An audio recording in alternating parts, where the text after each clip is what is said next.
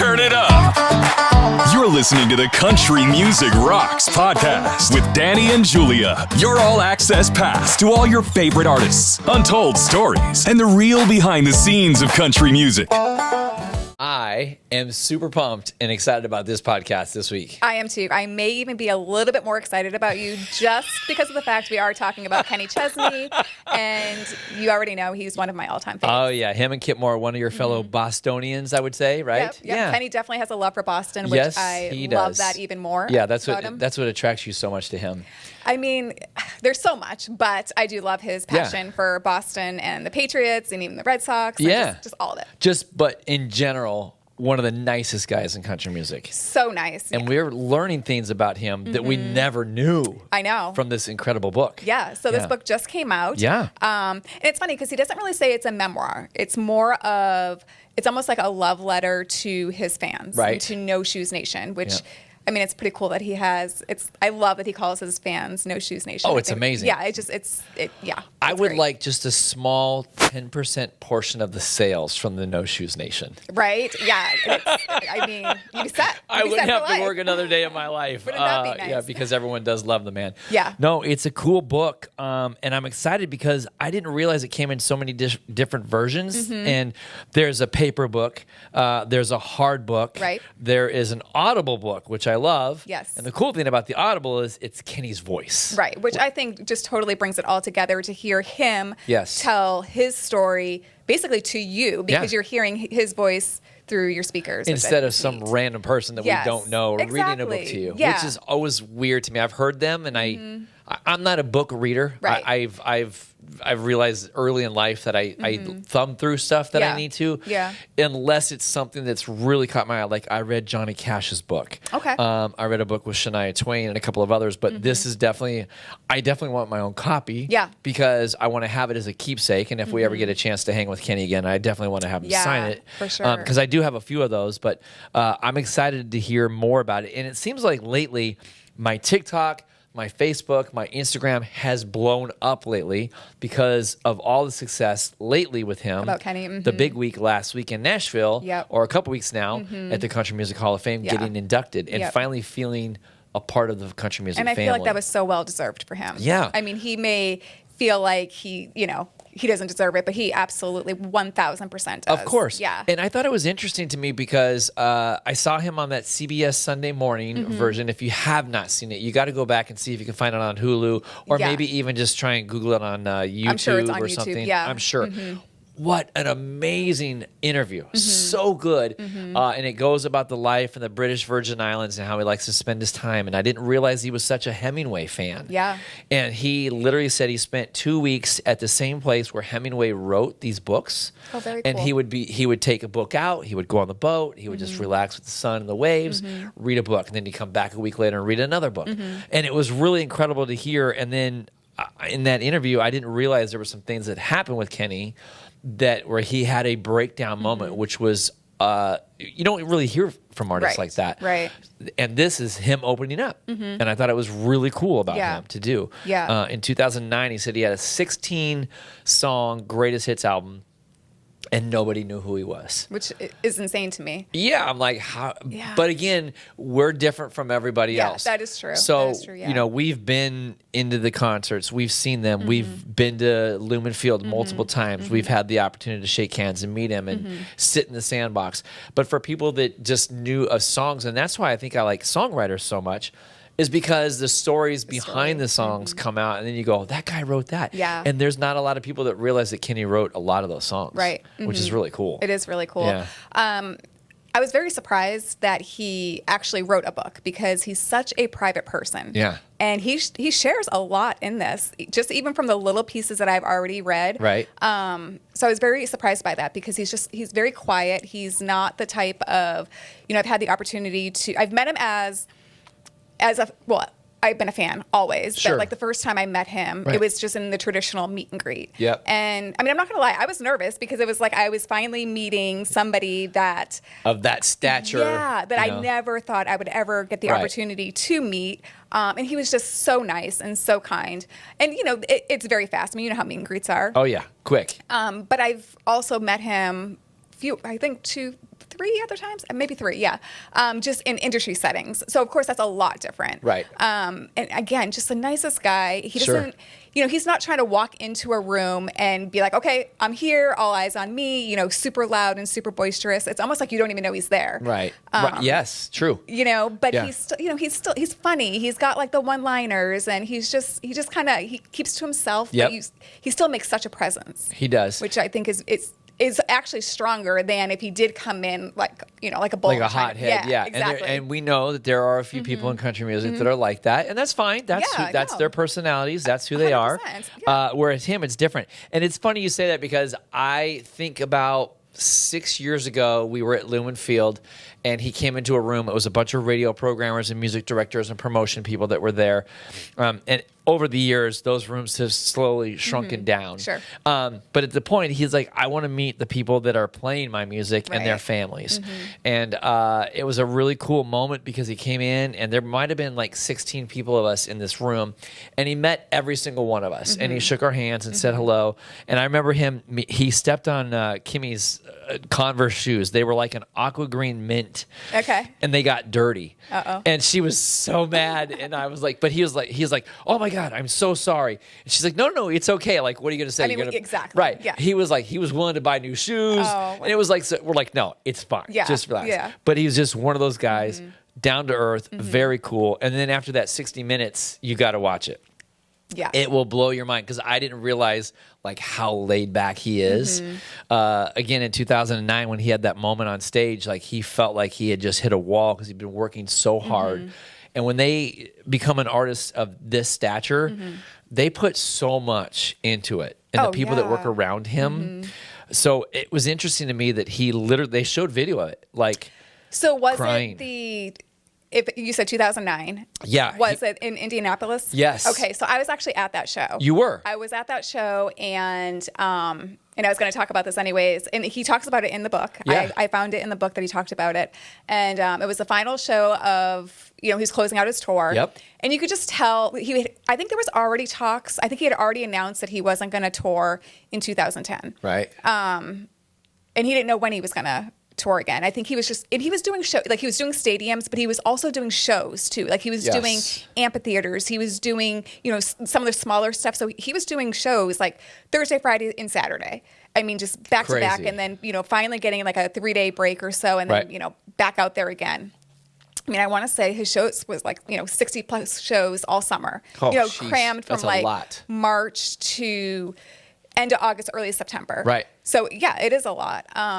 And I'll never forget, that was the end of the tour. Again, we didn't know we knew there wasn't going to be anything in 2010, or any time. Yeah. But he closed it out with Better as a Memory. Yes. And all he sang was basically the first line. And I just remember the fans, including me, we all sang it for him. Sure. And it was such a moment. Yeah. I can literally, like, when I saw it in the book that he talked about it, it took me back, like his song, I Go Back. There's so many moments of his that I do go back. Yeah. And it was pretty powerful. And it was very genuine. Like you could tell, it was almost like, was he thinking maybe I shouldn't stop touring? It was almost like he was torn a little bit. I don't know. Should I continue? Should I not continue? Who knows what was going through his mind? Yeah. But I think the rest probably did him good, because I think he had been going nonstop for so many years prior. And that's tough, because like you said, going back between stadiums, which at that time were not as big as they are now. Right. And he's doing, at this time, I think that one year he ended up doing a show here. That night he did a show at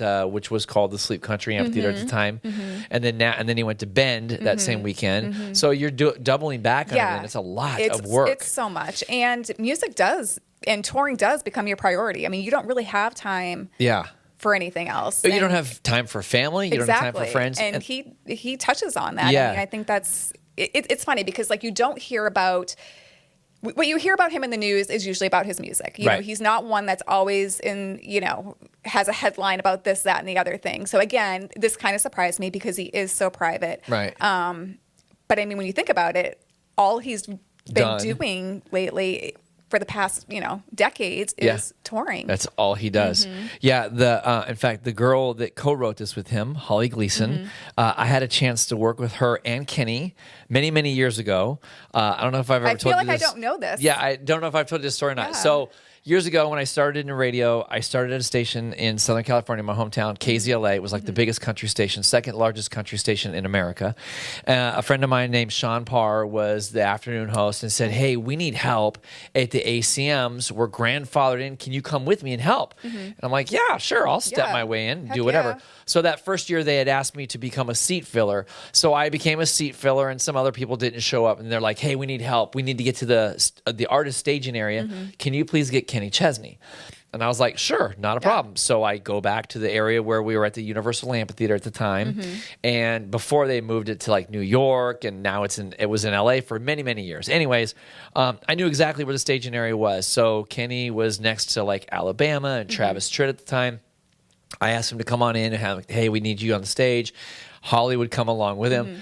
She kind of barked at me, and I was like, uh-oh. And I'm like, hey, I'm just here. Yeah. Like, she's like, who are you? What are you doing here? And I'm like, she's like, you're not allowed in here. And I'm like, well, they just asked me to come get you. Yeah. So, and she's like, okay. So after, another friend of his, David Farmer, was his manager, and Clint Heim, who is great people, just fantastic people, like brothers. Yeah. Him and David have been friends for I was gonna years, say college together. He talks about him in his book.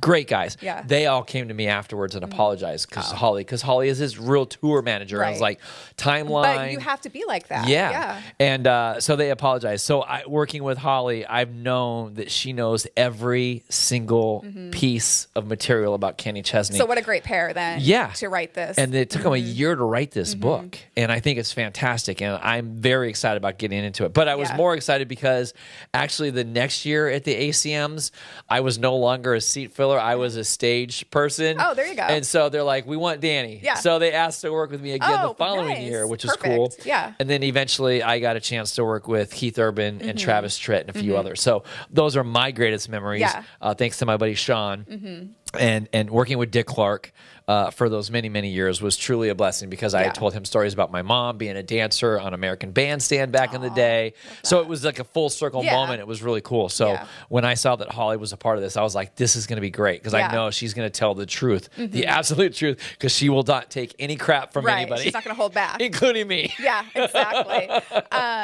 So I did notice, a couple things. He, like I said, he really shared some things. Again, going back, he's a very private person. And one of the things I was really kind of surprised that he shared was his hair loss. I think they tried to hide it for a while. Yeah, well, he doesn't really talk about it. And No. I don't think you need to. No. But it started when he was in high school. Probably from wearing too many baseball hats. Well, actually, so he said it started as a senior in high school, and he would find clumps of hair in his helmet. Yep.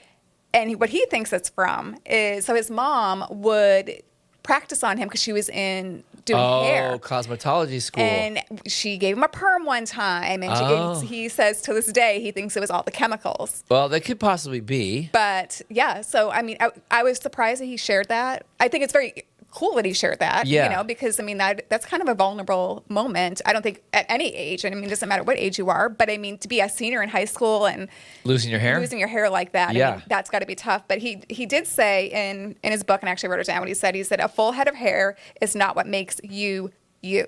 And I thought that was very cool. I will be honest with you. I can relate to that. Right. I lost my mom to cancer.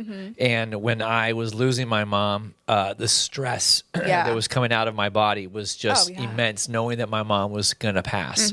There was nothing we can do to save her. So I would take off my baseball hat and I would lose hair. And then I'd go in the shower and I'd scrub my head. And then becoming an older male, you're like, oh, great. Am I going to be attractive? Is anyone going to love me? Is anyone going to like me? Yeah. Now I embrace it. Absolutely. Bald is beautiful. It 1,000% is. Like, you can never imagine me with long hair. I absolutely cannot. 1,000% cannot. Because we have spent so much time together. And the pictures that I show people when I did have long hair back in my day, people are like, that is not you. There's just not you. And it was, but I can totally relate to that situation. And it's nothing to be ashamed of because he's a good looking dude. Absolutely. Yeah. No, for sure. But it was just interesting that he shared that because that was something I never knew. Right. I never really thought about him like that, like that he didn't have any hair. It doesn't, never really. It's like it is what it is. Yeah, it is what it is. It's just a part of life. Like right in the beginning of the book, like within the first, 35 pages, he's already sharing that. Yeah. So again, back from being he's such a private guy to he really put everything into this project, which I think is cool. It was cool too because he was on the CBS Sunday morning interview. He's doing this book tour across America. I don't even know where he's at anymore. It seems like he's got a couple more dates left to sign up. But he also was on The View last week. And the girls on The View, I don't know, I happened to be off that morning. I had to work that night. But that morning I watched it because I knew he was going to be on. Yeah. So I wanted to see it. And oh my God, the girls were going gaga over him. Sure it was so funny. And he sat right between Joy. And then Whoopi she couldn't even hardly talk because Kenny was right there and she loves his music. And I just thought it was really cool how he got to entertain and interact with them. Yeah. And they were asking a lot of personal questions. And he didn't want to hide anything. Yeah. He wanted to let it all out. And I thought it was fantastic on his part. Really good stuff. And it was really fun to watch him interact with the girls too. And he might just be at that stage of his life too where he's fine with just, letting people know more about him. Well, and I think when you finally reach a point like becoming one of the bronze statues in the rotunda at the Country Music Hall of Fame, what else is there to do? Exactly. Right? Yeah. I mean, you've already toured. You've been around the world. You've entertained all your guests. This is a moment for him finally to be like, okay, now I don't want to admit that I made it, but I made it. Oh, yeah. Yeah. You know what I mean? Yeah. And I think that's just one of those things that it's hard for him to swallow. It's a hard pill to swallow because when you look at your heroes that are in there, and when you walk around that rotunda and you see some of the greats, Garth and Johnny and George Jones and Dolly and Tammy Wynette and all those, you just like, is there a place in here for me or not? And there definitely is a place for Kenny Chesney. Absolutely. 100%. Yeah. I agree. Another thing I did notice in the book, and I'm really glad that I found this before we did this episode, it was just last week you were talking about Scott Michaels. Yes. And does he talk about Scott in the book? He does. Oh, that's fantastic. You know what? And it's that exact same story. Oh, okay, good. Yes. Good. And I just thought that was very cool. Number one, because we've talked about this before, and I've met Scott, and I think he's even told that story in front of me before. But I thought that was very cool that it came full circle. We just talked about it last week, and then I saw it in the book. Oh, that's fantastic. It's very neat. Now I have to go buy the hard copy. Yeah, you do. I think it's definitely something to. It's a keepsake. Yeah. Oh, for sure. And for anybody that's a country music fan in your home, it's the perfect gift for somebody with the holidays coming. Yeah, exactly. For sure. This would be a great holiday gift. And you can keep this out all day. All year long. You can just have it on an end table. It's something you can pick up and just kind of read a chapter, read a section, and you're going to learn something about Kenny, which I think is really neat. You're right. Those coffee table books are amazing. Yep. The last few years, he would do a tour, and every city that he stopped in, he's got his own team, the photographers or whatever. Yep. They'd put together like chapter 1 was Boston, chapter 2 was LA, chapter 3 was Kansas City, 4 was Seattle. So everybody that he met in that particular city, he would include those pictures in that. And I'm in a couple of them, which is really cool. Neat. Yeah. But like a group photo of all of us and stuff, and all the fans and hanging on their sweatshirts and their pirate flags and stuff. So to have a book like this, those are huge coffee table books. But this particular one I think is a great one because it's small enough. Yeah. You can pick it up on a Sunday, enjoy a cup of coffee. Probably learn something new about Kenny. Yeah, exactly. Which I think is neat. Yeah. And I do have to say that going back to him and touring, it was actually in 2008. He had his Poets on Pirates? Yeah, Poets on Pirates tour. Right. And for me, I remember me and my husband, we went to it. And for me, I think that's what kind of brought me back to country music in the capacity that I love it today. Right. And ever since then, like going to that show, it was like something just kind of clicked. I grew up on country. We've talked about this. Yep. But going to that show, there was just something. It was like, okay, it took me, like a song. I go back. Right. It brought me back, and I haven't left since. Yep. And ironically enough, I feel like that is that was the catalyst of me starting blogging, because 2 years later, I remember I went to a show, and then I saw him in Vegas a couple of years later. And I think it might have actually been 2009 that I saw him in Vegas. I think I saw him twice. I went to 2 of his shows back to back, and then of course the one in Indy, his final one. Right. And I remember writing a concert review for another blog, and then I was like, it kind of got me started like, I could be doing this. And it kind of, I don't want got to you say, energized. Yeah, I don't want to say Kenny's the reason I started the blog, but he was definitely part of that reason. Because like I said, he was a catalyst of getting me back into country again. And, sure. Yeah. Well, and it's cool because you can come from your perspective as a fan and share your memories and your time. That's what I love about this genre of music. There's always something that makes us go, oh my gosh, man, I love it. Yeah. I did that with back to my mom's passing. The only thing that could get my dad past my mom's passing was Reba. Right. And so I had to strategically plan a show that I knew Reba was going to be close enough that I could get my dad to go with me because I just couldn't do it. And luckily enough, she came to LA and I managed to work it through my boss that we can go backstage and shake hands and see Reba. Right. And it was one of those moments, boom, it snapped, done. My dad was out of this funk. Yep. He changed his life. He got remarried. Years later, it was like 12 years later. Yeah. But still, it was one of those moments that makes you think. And that's what's great because now people are following you as a blogger. Like, Julia helped me through this moment. Right. It was one of those cool things. It was awesome. Yeah, it's just kind of neat. And then to see what he's doing now, it's like it started then. Yeah. 2 years later, I started that, and then we're sitting here. Had I not started the blog, we probably wouldn't be doing this. Who knows? Yeah. I don't know. And you mentioned Vegas. Yeah. Which is very cool. Yes, it was at the Hard Rock, and it was a smaller, intimate show. Yep. And it was so cool. Now he's going back to Vegas in a completely different capacity. And this is cool because he was the very first country music artist to ever step foot in the sphere. Yep. It was the Eagles. It was one other band I cannot remember. I just went completely blank. But anyways, this is his second go around coming back in 2026. They already said we had so much fun. They've already invited him back. Yeah. And does he talk about it in the book or not? I haven't got that far. Okay, that's cool. We still got some reading to do. Yeah. I do know that he did I think it was 10 shows. And it was amazing. All the footage, the filming, the videos that they had to do. He even said on The View that when he stood on stage where he was at, he could look around in different areas and he found himself like, oh, that's cool. I never saw that before. Oh, that's funny. He was singing a song.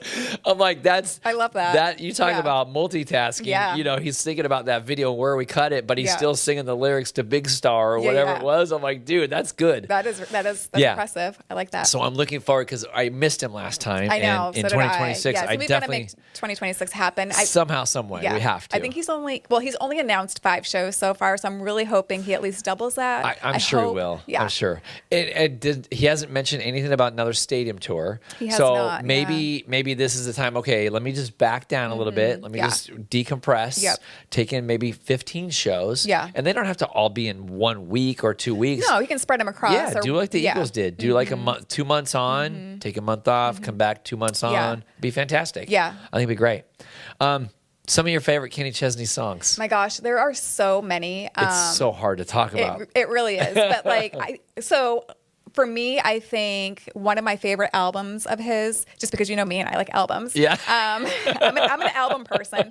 I love The Road and the Radio. Okay. That is one of my favorite albums. Came out in 2005. But Summertime was on that. Who You to Be Today. Beer in Mexico. Yeah. Living in Fast Forward. Oh my gosh. And that's all from one album? From one album. And actually, Road and the Radio is album title song. Yeah. And I just remember in that specific song, there was one lyric, there was a line.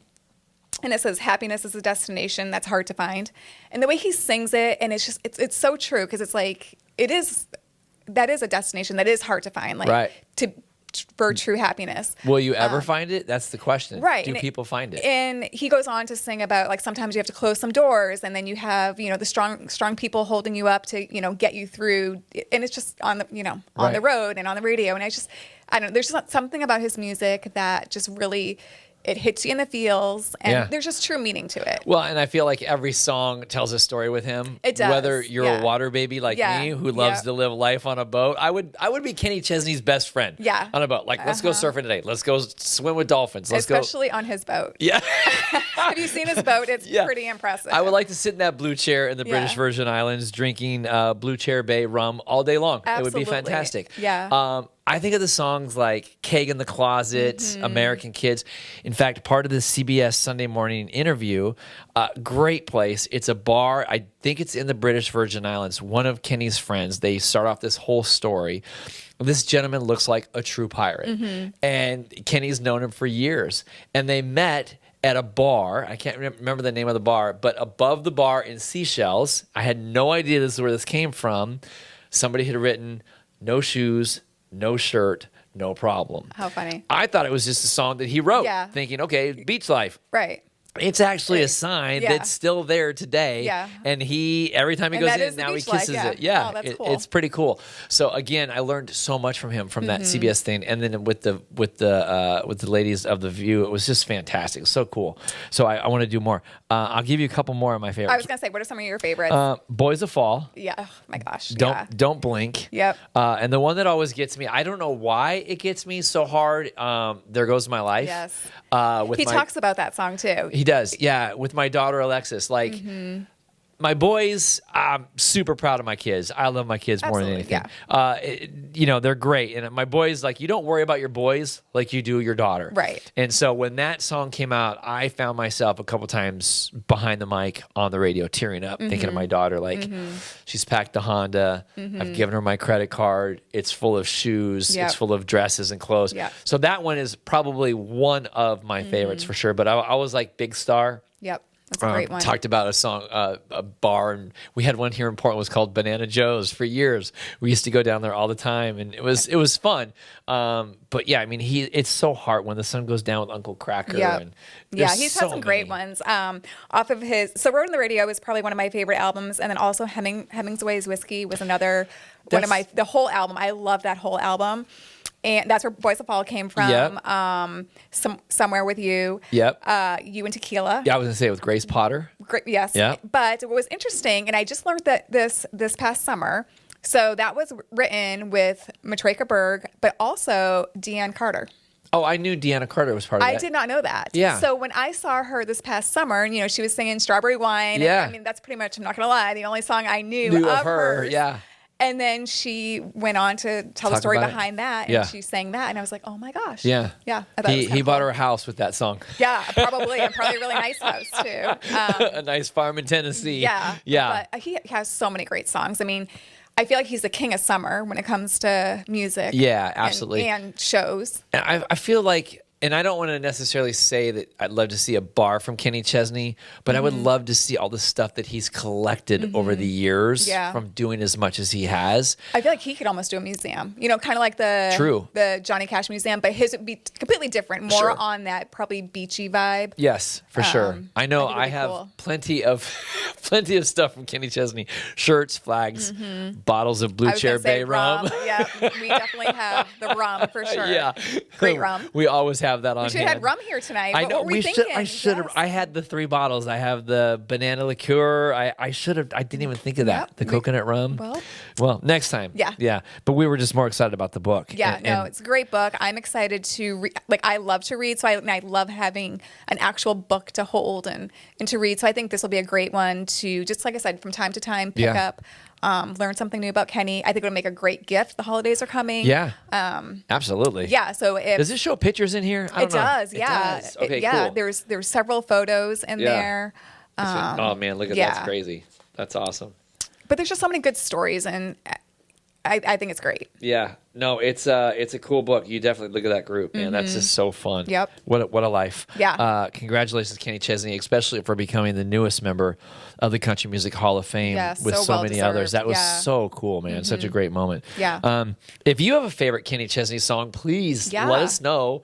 We could put that playlist together. We haven't done that for a while. We have so many playlists. We need to get going and start to create. I know. I can't remember the last one that I was going to do, but it was the throwbacks. Like what songs that we have not heard for a while, but we love so much. Yep. I heard a song yesterday, taking us back just for 2 seconds, a song that will throw your mind. Yesterday afternoon, I heard Reno from Doug Supernaw. Oh, wow. And I was like, I had to stop for a second, listen to the lyrics. I'm like, that's Doug Supernaw, who's no longer with us. Right. But I was That's like, way wow. back. So that's the one I want to add to the list. Yeah. But yeah, if you have a favorite Kenny Chesney song, please let us know. We'd love to hear from you. Yeah, I want to hear your favorites. Yeah, I want to give a shout out to my friend Charlotte Weiss. Thank you, Charlotte. She's loving the podcast. She's always texting us. Love that. Yep. Katie Carroll, D Wise, everybody. Thank you guys for joining us and following along on the podcast. We're having so much fun doing it. We'd love to hear from you. And of course, click, like, and spread the good word about the Country Music Rocks podcast. Yes. Julia, you can always email her, Julia at countrymusicrocks.net, Danny at countrymusicrocks.net. We'd love to hear from you again. Thanks for joining on the YouTube channel, following along, just having a good time, and wherever you're listening to your favorite podcast, whether it be Instagram, social pages. I'm thinking all of a sudden, like, I went blank in my head. Yeah, no, you follow us on Instagram, follow us on Facebook, stream us on Apple, on Spotify, all the streaming. Odyssey. Yeah, all just follow along. platforms. Yeah, come along with us. In the meantime, have yourself a great weekend. We will see you or talk to you guys all next week and pick up Kenny Chesney's new book, Heart, Life, Music.